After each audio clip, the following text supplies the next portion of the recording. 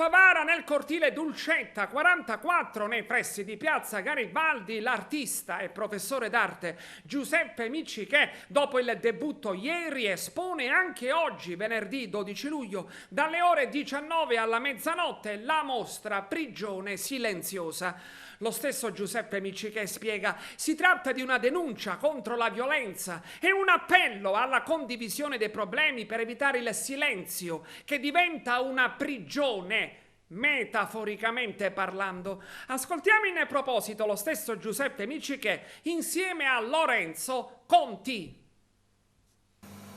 Sono Lorenzo Conti, direttore artistico di Yard 44, associazione composta da giovani che operano nel territorio di Favara. Questa associazione si propone come associazione culturale di eventi eterogenei, in quanto abbiamo già organizzato mostre, cineforum, passeggiate nel centro storico di Favara, concerti e feste.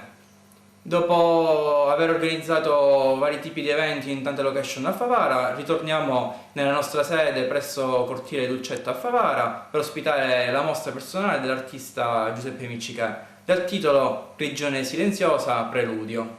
È una mostra concettuale dove ho cercato di esprimere il concetto di prigione, inteso non come luogo fisico, ma come luogo mentale, quindi di natura psicologica. Ogni opera è stata realizzata attraverso tecniche, studi di colore, materiali diversi, in modo che ogni opera possa per l'appunto essere estratta dal contesto narrativo e vissuta in maniera indipendente.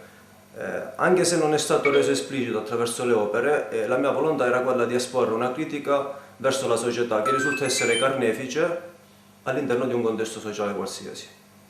La mostra è inaugurata ieri, giorno 11 luglio, oggi c'è il secondo giorno di apertura e sarà fruibile dalle 19 a mezzanotte. Nei giorni successivi sarà possibile visitarla tramite prenotazione sui nostri canali social, quali Instagram e Facebook, cercando Yard 44.